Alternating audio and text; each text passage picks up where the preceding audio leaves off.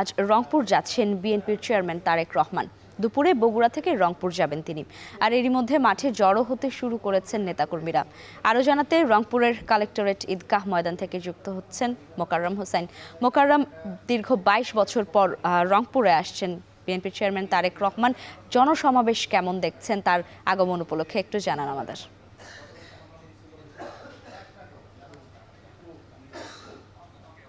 লাইবা সমাবেশের সূচি পূর্ব নির্ধারিত, কিন্তু বিকেলে অর্থাৎ বিকেল গড়িয়ে সন্ধ্যা নামার আগেই তারেক রহমান এই ময়দানে বক্তব্য রাখবেন। এই জন্য নেতাকর্মীরা দারুণভাবে উচ্ছ্বসিত ছিল। এই মুহূর্তে আমরা সমাবেশ থেকে অনেকখানি সময় এগিয়ে আছি, কিন্তু সেই আগানো সময় থেকেই আমরা দেখছি যে মাঠে আইনশৃঙ্খলা রক্ষাকারী বাহিনী, দলীয় নেতাকর্মী থেকে শুরু করে গণমাধ্যম কর্মীদের উপস্থিতি একেবারে চোখে পড়ার মতো। আজকে রংপুরের আবহাওয়া এবং তাপমাত্রা দুটোই আসলে তাপমাত্রার পারদ নিম্নমুখী। এই কনকনে ঠান্ডা এবং শীত উপেক্ষা করে সকাল থেকে নেতাকর্মীরা মাঠ প্রস্তুত করতে ব্যস্ত সময় পার করছেন। যদিও গতকালকে থেকে এই মঞ্চ নির্মাণের কাজ শুরু হয়েছে, সেটি এখনো পর্যন্ত যেই চূড়ান্ত প্রস্তুতি সেটি এখনো শেষ হয়নি। তবে খানিক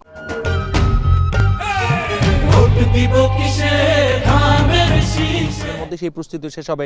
নেতাকর্মীদের এখন অপেক্ষা যে 2 যুগ পরে দলের সর্বোচ্চ নেতাকর্মীদের জন্য কি বক্তব্য দেন, নির্বাচনকে কেন্দ্র করে কি ধরনের প্রস্তুতির কথা বলেন, সেটি শুনবার জন্য উন্মুখে আছে রংপুরের বিভাগের 8 জেলার মানুষ। রংপুর জেলার যে 6টি সংসদীয় আসন, এছাড়াও 33টি বিভাগের 33টি সংসদীয় আসন থেকেই প্রার্থীরা তাদের নেতাকর্মীদেরকে নিয়ে এই মাঠে হাজির হবেন। একই সঙ্গে রংপুর জেলা এবং মহানগরও ব্যাপক লোক সমাগমের প্রস্তুতি নিচ্ছে। তবে যত বেলা বাড়বে তত এই মাঠ কানায় কানায় পরিপূর্ণ হবে বলে আশা করছেন বিএনপির নেতাকর্মীরা। তারেক রহমান সর্বশেষ দল যখন ক্ষমতায় ছিল, বিএনপি ক্ষমতায় থাকার সময় 2004 সালে উত্তরবঙ্গ সফরে এসেছিলেন। তখন তিনি সার্কিট হাউসে রাত্রি যাপন করেছিলেন। দলীয় নেতাকর্মীদের খুব কাছ থেকে তারেক রহমানকে দেখার সেটি সবশেষ সময় ছিল। এরপরে নানান চড়াই উতরাই রাজনৈতিক পট পরিবর্তনের গল্প পেরিয়ে তারেক রহমান আবারও 22 বছর পরে রংপুরে ফিরছেন। এটি রংপুরের মানুষকে দারুণভাবে উজ্জীবিত করছে বলে নেতাকর্মীরা বলছেন। তারেক রহমান যেহেতু উত্তরবঙ্গের অন্যতম গুরুত্বপূর্ণ আসন বগুড়া থেকে নির্বাচন করছেন, তিনি এখানকার প্রার্থী। তার প্রয়াত মা সাবেক প্রধানমন্ত্রী বেগম খালেদা জিয়া, তিনিও দিনাজপুর থেকে নির্বাচন করবার কথা ছিল। কিন্তু তারেক রহমানের এই সফর ঘিরে আগে থেকে নেতাকর্মীরা উজ্জীবিত ছিল। এর আগে তফসিল ঘোষণার পরে এক দফা তার সফর রংপুরের সূচি প্রকাশিত হয়েছিল, কিন্তু নির্বাচন কমিশনের অনুরোধে সেটি সেই সময় স্থগিত হয়ে যায়। সেই সময় দলীয় নেতাকর্মীরা আসলে প্রস্তুতি নেবার পরও মনক্ষুণ্ণ হয়েছিল তাদের। এবার তাদের সেই মনক্ষুণ্ণ হবার আসলে সুযোগ নেই। তারা বলছেন যে এবার ভোটের মাঠে তাদের যে এগিয়ে থাকবার যে চেষ্টা, এগিয়ে থাকবার যে লড়াই, সেই লড়াই আরও বেগবান করতে তারেক রহমানের এই সফর দারুণভাবে ভূমিকা রাখবে।